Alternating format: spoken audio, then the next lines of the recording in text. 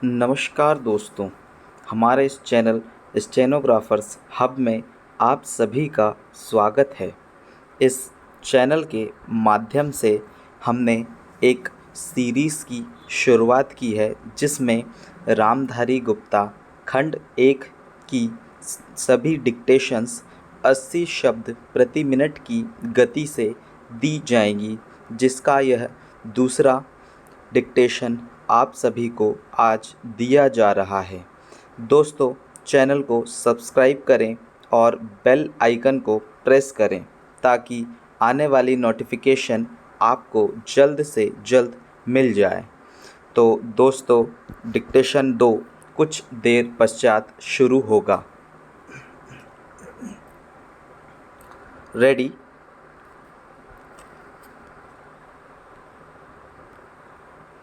सभापति महोदय, किसानों की उपज की आप न अधिक कीमत दे सकते हैं और न अधिक उपजाने के लिए जो साधन देश में उपलब्ध हैं उनकी तरफ आपका ध्यान जा रहा है।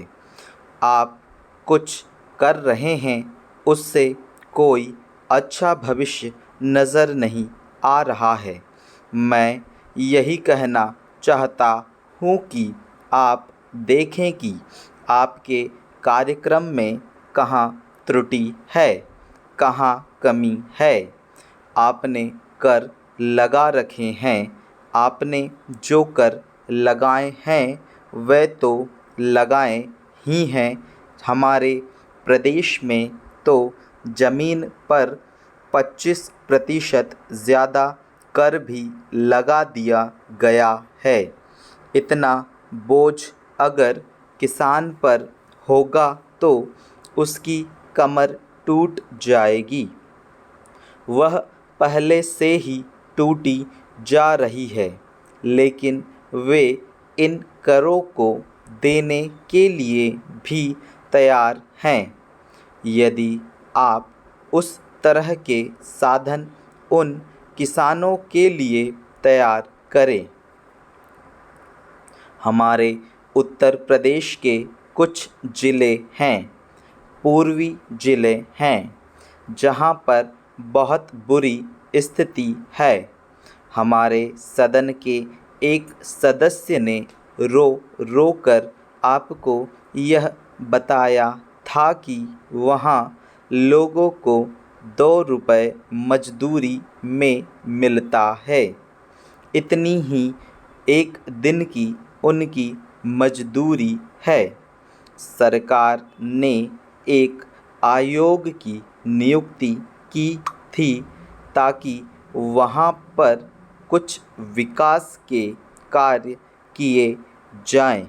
वह योजना भी अब खटाई में पड़ गई है। आपका ध्यान इन समस्त चीज़ों की ओर कैसे दिलाया जाए, कैसे आपका ध्यान इन सभी कठिनाइयों की ओर आकर्षित किया जाए, समझ में नहीं आता है। यातायात के साधनों की स्थिति यह है कि ट्रेनों में दूसरे दर्जे में भीड़ भाड़ का कोई ठिकाना नहीं है, उसकी कोई सीमा नहीं है। हर रोज़ ऐसा मालूम पड़ता है कि कोई मेला चल रहा है। आपके पास अच्छे इंजन हैं, अच्छे गति वाले इंजन हैं, लाइन भी अच्छी है, तो क्यों नहीं दूसरे दर्जे के अधिक डिब्बे लगाए जाते हैं। लोगों को कुछ सुविधा मिल जाए, वह काम नहीं किया जा रहा है। आपको किसान की, देहात में रहने वाले आदमी की, मजदूर की परवाह नहीं है, जो समस्त कठिनाइयों को झेलता है। आपके सारे कार्यक्रम को पूरा करने की उसमें कहाँ से शक्ति आएगी? कैसे वे अधिक अन्न उपजाकर आपको दे सकेंगे?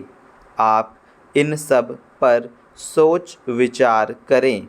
आपने बड़े बड़े फार्म बना दिए हैं।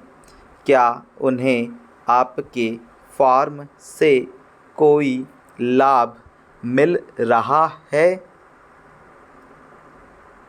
सभापति महोदय, सरकार ने कई कृषि फार्म खोले हैं।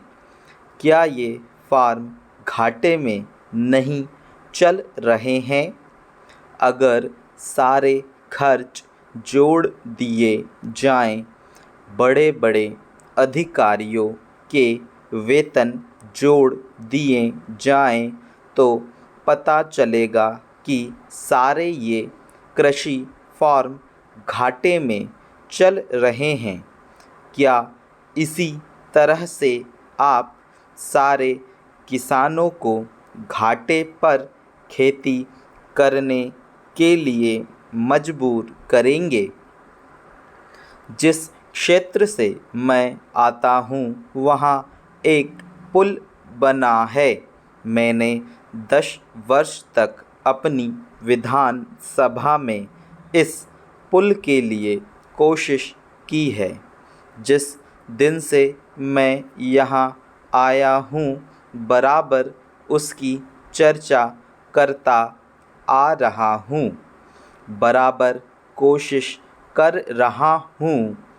मैं कहता हूँ कि गंगा पर वह पुल बने। उस पुल को बनाने का आश्वासन भी मिला था। एक प्रश्न के लिखित उत्तर में यह जवाब दिया गया था। यह कहा गया था कि इसको हाथ में लिया जाएगा। अब मालूम हुआ है कि उस योजना को उठाकर ताक पर रख दिया गया है और यह पुल नहीं बनेगा। इन लोगों ने क्या कसूर किया है, यह मैं आपसे जानना चाहता हूँ। हमारे क्षेत्र के लोगों ने पाकिस्तान की लड़ाई में सरकार को हर तरह का सहयोग दिया था, हर तरह की सहायता दी थी। हमारे यहाँ के नौजवान भी मोर्चे पर जाकर डटे। जिस समय पाकिस्तान के साथ हमारा युद्ध चल रहा था तो कहीं कोई बात नहीं थी। अन्न की कमी कहीं नहीं थी। अन्न की कमी भी हमारे विरोधी साथी पैदा करते हैं, जो यह चाहते हैं कि सरकार असफल हो जाए। ये लोग जो कहते हैं उसको आप समझें। एक तरफ तो हमारे मित्र की बात है जो देश के बड़े बड़े शहरों में दंगे करवाते हैं, दूसरी तरफ हम हैं जो इनकी बातों को समझ नहीं पाते। इनको सभी वे लोग मिल जाते हैं जो बेकार होते हैं या जो दंगे करवाने के लिए उत्सुक हैं। इसलिए सरकार का इन सारी चीज़ों की तरफ ध्यान जाना चाहिए और उसको सोचना चाहिए कि क्या तरीका इन सब से बचने का हो सकता है।